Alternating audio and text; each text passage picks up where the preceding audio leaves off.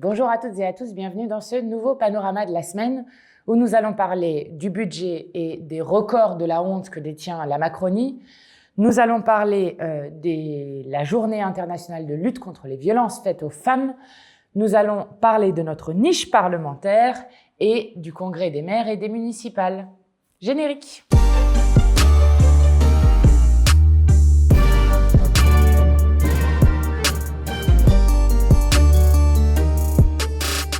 Alors, avant de commencer sur la semaine, je commence par vous remercier parce que nous avons reçu le trophée YouTube qui est normalement réservé pour ceux qui ont plus de 100 000 personnes qui les suivent sur leur chaîne. Alors, nous, ça fait longtemps qu'on l'a dépassé puisqu'on est à 331 000 personnes qui nous suivent, mais je voulais évidemment vous remercier, vous dire de continuer à vous abonner parce que évidemment, ça nous donne de la force. Et en plus de cela, puisque nous sommes face à des médias détenus de plus en plus par des milliardaires, eh bien, les vidéos qu'on fait qui permettent de s'adresser directement à vous ont évidemment une importance capitale dans la bataille idéologique qu'on continue pour faire en sorte de pouvoir gagner dans ce pays et changer réellement la vie des gens. Donc, un immense merci à vous toutes et tous et on continue parce que le prochain, c'est à 1 million d'abonnés. Donc, on a encore une petite marge. Alors, je continue avec ce qui nous occupe cette semaine, c'est-à-dire l'examen du budget dont nous ne cessons de débattre de 9h à minuit. Évidemment, les Insoumis combattent pied à pied le pire budget dont je vous ai déjà parlé, qui doit se terminer et être passé au Sénat dimanche soir. Et comme ils nous l'ont fait sur le budget de la sécurité sociale, de nouveau, on a un gouvernement et des socialistes qui ralentissent fortement le débat en espérant que nous n'allions pas au vote. En tout cas, ce qui est sûr, c'est qu'on avance de plus en plus vers un scénario quand la navette sera terminée entre l'Assemblée et le Sénat, où le gouvernement voudra passer par ordonnance, parce que s'il y a un premier vote à l'Assemblée nationale avant dimanche soir, alors, puisque les macronistes ont décidé de voter contre ou de s'abstenir, ce qui est sûr, c'est qu'il n'y aura peut-être pas un seul vote pour le budget de l'État à l'Assemblée nationale, ce qui montre à quel point ce pouvoir est minoritaire et doit être au plus vite censuré, et à quel point il y a une responsabilité immense des socialistes qui ont refusé de censurer immédiatement le gouvernement Le Cornu et qui risquent de faire passer ainsi un budget par super 49.3 puisque les ordonnances n'ont jamais été utilisés dans la Ve République. Donc, on continue de se battre pied à pied et de faire en sorte qu'on puisse arriver au vote. Et il est quand même incroyable que dans une Assemblée nationale, on soit obligé de presque pousser, nous, les oppositions, pour pouvoir juste voter. C'est ce que fait la Macronie depuis maintenant des années. Avant, c'était par le 49.3. Cette fois-ci, c'est en utilisant les délais de la Constitution et l'article 47 et 47.1 de la Constitution. Donc, on continue ça, mais ce jeudi, c'est la Journée internationale des droits de l'enfant. Et je veux dire à quel point la Macronie a franchi l'ensemble des records d'indignité dans ce pays. Nous sommes le 7e pays le plus riche au monde. Et pourtant, il n'y a jamais eu autant d'enfants pauvres dans ce pays. Je rappelle que la Macronie est responsable d'avoir plongé 1,2 million de personnes sous le seuil de pauvreté. Et à chaque fois, lorsque par exemple quelqu'un tombe au RSA, tombe sous le seuil de pauvreté, eh bien ce sont derrière des familles tout entières et notamment des enfants qui en pâtissent au point qu'un enfant sur 5 dans notre pays est pauvre, ce qui est d'une indignité absolue. De même, je vous en avais déjà parlé, mais la Macronie est celle qui est responsable d'avoir aujourd'hui un taux de mortalité infantile qui est normalement ce qui permet de vérifier l'état de développement d'un pays et de bien-être d'un pays qui ne cesse de réaugmenter, notamment depuis 2015 et plus fortement encore depuis qu'Emmanuel Macron est président, avec un taux de mortalité infantile qui fait que si notre pays était 5e pays de l'OCDE sur le taux de mortalité infantile, donc très bien placé parmi les pays de l'OCDE, aujourd'hui nous sommes en 20e position avec plus de 2600 enfants qui meurent avant leur première année, avant d'avoir soufflé leur première bougie, ce qui est évidemment là aussi d'une indignité absolue.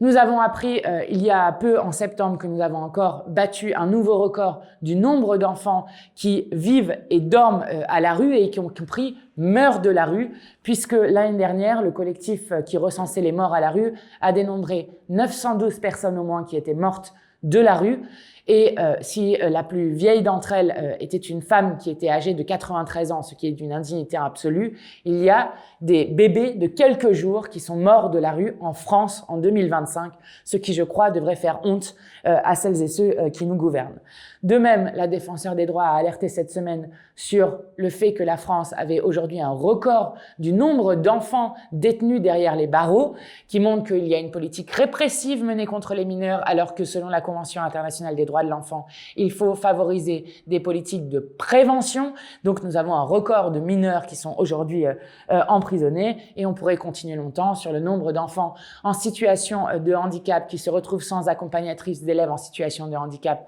Donc, avec une impossibilité de faire une scolarité complète, voire même d'être complètement déscolarisé, ce sur quoi les associations alertent chaque année, et évidemment avec ce qui, je crois, est la pire des situations pour les enfants, ceux qui sont pourtant placés sous la protection de la nation et de l'État, c'est-à-dire les enfants placés à l'aide sociale à l'enfance. Je rappelle que toutes les 3 minutes, il y a un enfant qui est victime de viol, d'inceste ou de violence dans ce pays, qu'un enfant meurt tous les 5 jours sous les coups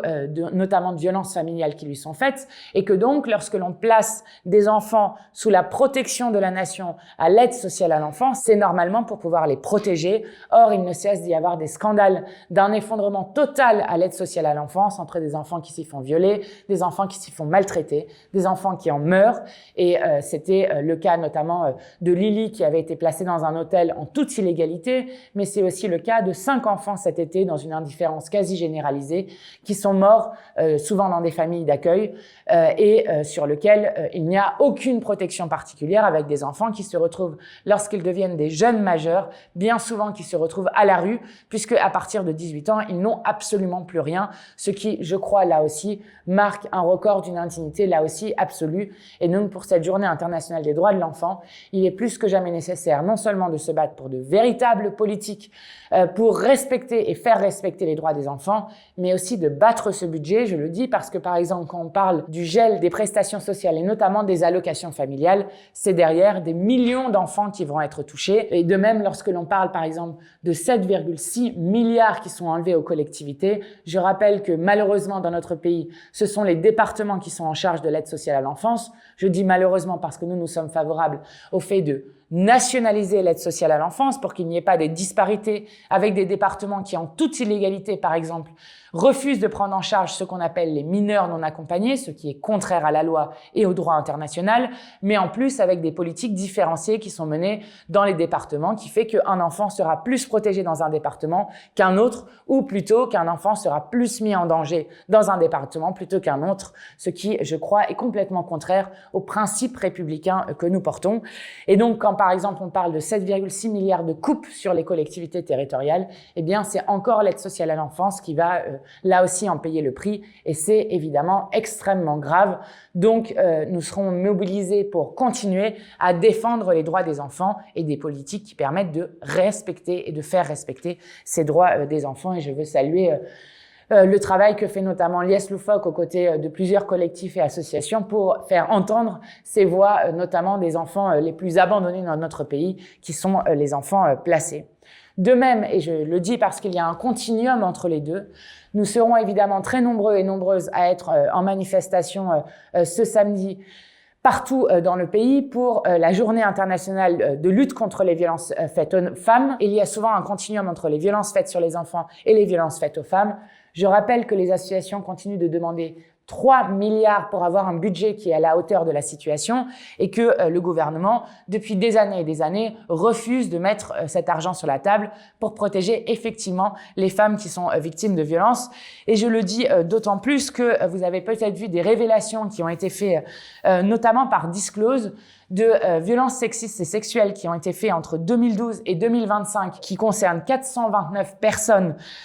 qui ont été recensées donc par le média Disclose, sur des policiers qui ont soit agressé, soit violé, soit en tout cas été l'auteur de victimes sur des femmes. Notamment, vous avez sûrement entendu parler de cette histoire à Bobigny d'une femme privée de liberté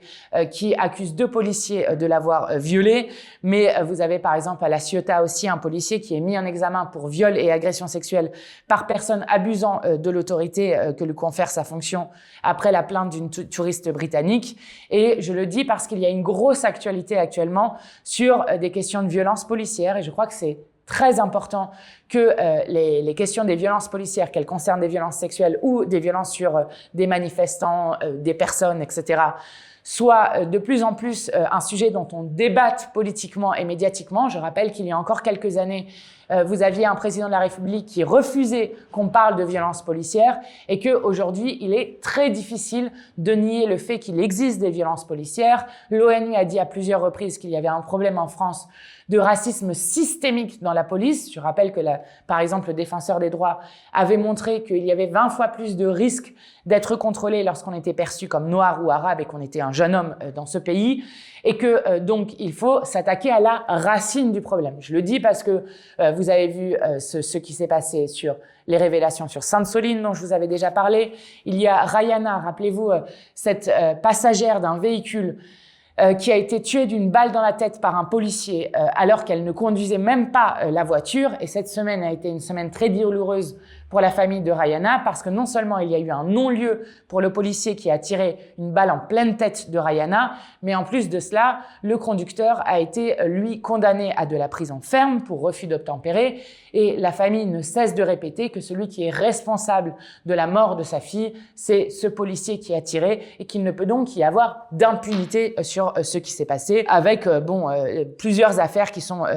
sorties qui montrent que les violences policières sont un fait systémique et qu'il faut donc réformer la police de la cave au grenier. Je le dis avec d'autant plus d'importance que fait le ministre de l'Intérieur Laurent Nunez? Plutôt que de s'attaquer aux causes de problèmes, il préfère porter plainte contre ceux qui dénoncent ces violences policières. Donc après avoir porté plainte contre 4 parlementaires insoumis pour avoir dit que la police tuait, ce qui est factuel par exemple dans le cas de Rayana, mais il a aussi porté plainte contre Pierre-Emmanuel Barré pour un sketch humoristique qui a été fait qui justement dénonçait ces violences policières. Eh bien, il préfère porter plainte pour bâillonner celles et ceux qui dénoncent les violences policières plutôt que de s'attaquer véritablement aux différents problèmes. Et c'est intéressant parce que Sébastien Rocher, qui est directeur de recherche au CNRS et qui a consacré une étude sur les manifestations contre les retraites entre 2010 et 2023, montre que contrairement à ce que répète sans cesse ce gouvernement, le problème, ce sont bien les ordres qui sont donnés à la police, puisqu'il montre qu'entre 2010 et 2023, il y a eu 30 fois plus de munitions de flashball et de LBD qui ont été utilisées par la police, 10 fois plus de grenades et 7 fois plus de mutilations, ce qui est absolument énorme et qui montre bien que c'est la doctrine de maintien de l'ordre du gouvernement qu'il faut mettre en cause, avec en plus une hiérarchie qui ne cesse de couvrir les policiers, y compris lorsqu'ils sont de plus en plus violents. De même, si Nunez voulait vraiment s'occuper et prendre à bras-le-corps la question des violences policières, il s'occuperait de faire en sorte qu'il n'y ait pas d'impunité pour les policiers qui sont auteurs d'actes ou de faits qui sont illégaux. Par exemple, ce qu'on a bien vu dans Sainte-Soline, c'est que ce qui est en cause, c'était pas l'IGPN cette fois-ci, mais l'IGGN, donc l'Inspection Générale pour la Gendarmerie, qui depuis des mois et des mois avait des images qui montraient des gendarmes qui disaient « faut qu'on les tue contre des manifestants », qui disaient « c'est un kiff d'éborgner des gens », qui donnaient des ordres de par leur hiérarchie, qui leur disaient de par exemple faire des tirs tendus avec des grenades explosives, ce qui est un geste interdit et illégal dans la police. Eh bien, alors que l'IGGN avait depuis des mois ces vidéos, ils n'ont pas saisi la justice, ce qu'ils auraient dû faire, et donc il y a une défaillance des contrôles sur les organismes indépendants de contrôle qui doivent être faits, IGPN et IGGN, qui ne sont en fait pas indépendants. Et c'est bien le problème, parce que la première chose pour que la police redevienne républicaine, c'est d'abord de faire en sorte que celles et ceux qui déshonorent l'uniforme soient sanctionnés et qu'il y ait une justice à chaque fois. Et c'est pourquoi nous avons proposé à plusieurs reprises de changer la manière dont l'IGPN et l'IGGN sont composés pour faire en sorte d'avoir des organismes véritablement indépendants. Et de même, il y a une autre tribune qui est sortie, qui se base base sur plusieurs études, c'est Vipof, Fondation Jean Jaurès, etc., qui montrent un fait très inquiétant, c'est-à-dire le fait qu'il y a une extrême droitisation dans la police de plus en plus forte, qui pose un vrai problème démocratique. Et donc, c'est pourquoi nous continuerons plus que jamais à dire qu'il faut prendre à bras-le-corps ce problème-là, parce que c'est justement l'impunité de la police qui détruit la République et pas ceux qui la dénoncent. Je le dis d'autant plus fortement que vous avez vu que, comme à chaque veille d'élection, est ressorti encore un sondage absolument pourri sur le fait que les musulmans de ce pays seraient quasiment tous des islamistes ou des terroristes et qui est commenté à longueur de journée par CNews et autres chaînes BFM TV qui ne cessent de parler de ce sondage qui date du début de la semaine. Ce sondage, 1, a été commandé par un journal d'extrême droite. 2, il est inscrit, et c'est inscrit dans les résultats du sondage directement, qu'il faut prendre ces résultats avec énormément de précautions, puisqu'il compare ces résultats à une étude d'il y a 30 ans, qui n'était pas faite avec le même échantillon de personnes, mais surtout qui n'était pas fait avec la même méthodologie. Et donc, comme d'habitude, on essaye de nous expliquer qu'il y aurait un problème avec les musulmans de ce pays. C'est ceux qui expliquaient dans le passé qu'il y avait des judéo-bolcheviques, qui expliquent maintenant qu'il y a des islamo-gauchistes et qui sont tout aussi dangereux pour l'unité de notre pays. Alors, évidemment, ils ne cessent d'en faire des tonnes dessus. CNews, par exemple, ça c'était des chiffres qui avaient été donnés par l'association et l'ONG Sleeping Giants. Par exemple, CNews n'a pas le mot islam dans son bandeau, ce qui ne veut pas dire que les gens en plateau n'en parlent pas, mais n'a pas le mot islam dans son bandeau seulement 31 jours dans l'année, puisque le mot islam est sur son bandeau 334 jours sur 365, ce qui vous montre l'obsession qu'ils ont avec les musulmans de ce pays. Alors, je veux le redire très clairement, lâchez la grappe des musulmans et des musulmanes de ce pays, parce que tous ceux qui contribuent à faire ce qu'on appelle la guerre des civilisations, à faire croire que les musulmans et musulmans de ce pays seraient des ennemis de l'intérieur, font un jeu extrêmement dangereux à la suite de l'extrême droite. Et nous resterons toujours à la fois dans l'idée de la laïcité, qui est d'abord le fait de faire respecter et garantir la liberté de conscience et la liberté de culte pour chacun et chacune, et nous resterons toujours les gardiens de l'unité du peuple de France, parce qu'il est insupportable que l'extrême droite avance ainsi comme ça, dans une forme de fascisation par le haut qui est absolument insupportable. Bon, c'est assez classique avant une élection et évidemment, nous allons avoir une élection dans 4 mois qui est l'élection municipale. Et je me suis rendue avec à la fois le réseau des élus insoumis, mais aussi avec une délégation du groupe parlementaire insoumis au Congrès des maires qui, eux aussi, pointent les effets extrêmement néfastes du budget, puisque le budget, ils ont calculé que leur enlever 7,6 milliards de coupes, notamment pour les communes qui sont l'échelon de base de la démocratie. C'est un problème démocratique d'enlever autant de marge de manœuvre aux communes qui sont déjà étranglées depuis des années par les coupes budgétaires. Parce que ce qui va se passer, c'est que lorsque les citoyens et citoyennes votent, eh bien, les communes qui, contrairement à un budget de l'État, ne peuvent pas être en déficit, donc doivent être à l'équilibre, ce qui veut dire que c'est un problème d'investissement pour la suite, eh bien, ces communes qui doivent être à l'équilibre vont devoir faire des choix de plus en plus restreints, vont devoir arrêter des politiques de services publics de proximité et donc faire en sorte que le vote des Français et des Françaises ne soit pas respecté. Donc, se battre pour les moyens des communes, c'est se battre pour la démocratie. Et ce que disent les maires, c'est qu'ils se retrouvent dans une situation absolument impossible. Et ce que nous avons porté, nous les insoumis, c'est à la fois l'idée évidemment de faire battre ce budget, ça c'est une nécessité démocratique et évidemment sociale pour que les communes puissent répondre aux enjeux des citoyens et des citoyennes. Et nous avons porté évidemment l'idée d'un communalisme tel que nous le défendons chez les insoumis, c'est-à-dire de défendre les régies publiques plutôt que le recours au privé, de défendre le référendum d'initiative citoyenne avec une intervention populaire partout et tout le temps, de défendre par exemple la gratuité de la cantine pour faire en sorte que tous les enfants puissent manger à leur faim au moins un repas par jour et avoir une gratuité réelle de l'école publique. Bref, voilà ce que les insoumis font pour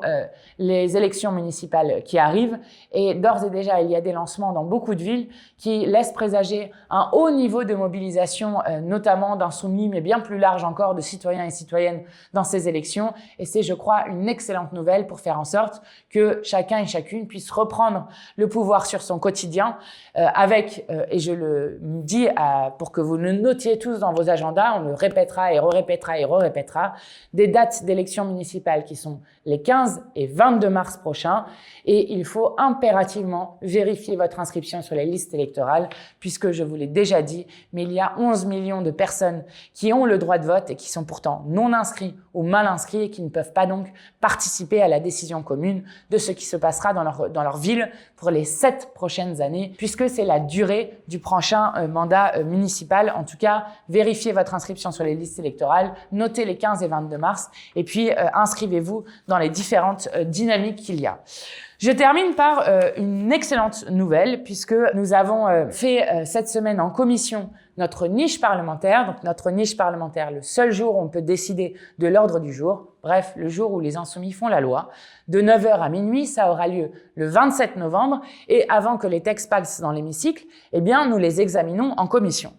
Et nous avons eu cette semaine 5 victoires, ce qui est énorme. Nous avons obtenu la nationalisation d'ArcelorMittal qui met en jeu directement 15 000 emplois et indirectement 100 000 emplois et qui met en jeu la question de l'acier et de la souveraineté industrielle de la France. Donc ça, c'est une victoire énorme. Et le jour de notre niche parlementaire, les salariés d'ArcelorMittal qui se battent pour la nationalisation seront présents par milliers pour soutenir le texte et faire en sorte que l'Assemblée nationale vote de nouveau en faveur de cette nationalisation. La deuxième victoire que nous avons obtenue, c'est la défiscalisation des pensions alimentaires perçues, puisque vous savez qu'il y a une injustice aujourd'hui. Le parent qui n'est pas en charge des enfants, lui, verse une pension alimentaire qui lui est défiscalisée et la personne qui le perçoit, qui sont souvent des femmes, des mamans solo comme on dit, elles reçoivent une pension alimentaire qui, elle, est fiscalisée dans leurs revenus, ce qui est évidemment aberrant. Donc, nous avons fait en sorte de défiscaliser les pensions alimentaires et d'augmenter en même temps l'allocation de soutien familial qui aidera énormément de familles monoparentales dans ce pays qui sont en fait souvent des mères célibataires qui élèvent seules leurs enfants. Nous avons gagné ensuite la suppression de la CSG pour les apprentis, ce qui est là aussi une immense victoire qui est extrêmement soutenue. Nous avons gagné la gratuité des parkings dans les hôpitaux publics puisque c'est un scandale que lorsque vous allez voir un proche qui est malade, que vous l'accompagnez et vous vous retrouvez dans une situation à parfois payer jusqu'à 200 € par mois, ce que vivent certaines des familles des patients. Donc c'est évidemment quelque chose de très important. Nous avons gagné l'égalité d'accès aux services postaux dans les Outre-mer parce que là aussi il y a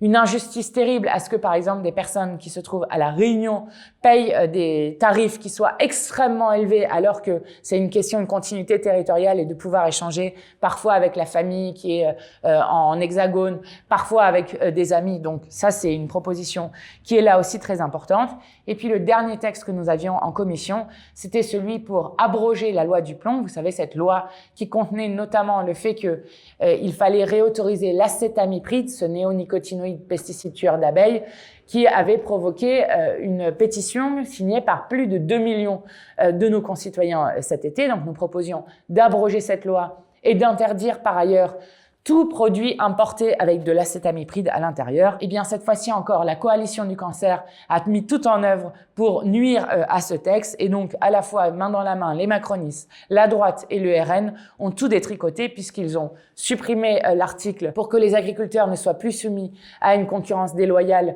avec des produits qui sont pourtant interdits en France. Donc ils ont enlevé ça, ils ont supprimé les autres articles qui abrogeaient la loi du plomb, notamment sur les fermes-usines, sur les méga-bassines, encore sur les pesticides, et ils ont rajouté des articles qui sont assez incroyables. Ils ont rajouté par exemple un article qui donne un droit à l'erreur aux agriculteurs lorsqu'ils se font contrôler par les agents de l'Office français de la biodiversité, donc en fait un droit pour des agriculteurs de ne plus respecter la loi, et ils ont changé le titre plutôt que abroger la loi du plomb pour maintenir la loi du plomb. Autant vous dire qu'ils ont absolument tout détricoté de ce que nous voulions faire pour redire qu'il fallait une agriculture familiale dans ce pays qui sorte des pesticides de synthèse pour en faire une loi pesticide 2.0, ce qui montre bien le vrai visage des uns et des autres. Alors, il n'y aura pas que ces textes-là dans notre niche parlementaire. En plus des 5 victoires que nous avons obtenues, il y aura aussi une résolution qui ne passe donc pas en commission, une résolution sur Gaza, et je crois que c'est d'autant plus important que dans la nuit de mercredi à jeudi, il y a encore eu une violation du cessez-le-feu par Netanyahou, avec au moins 27 Palestiniens qui ont été tués, qu'on parle depuis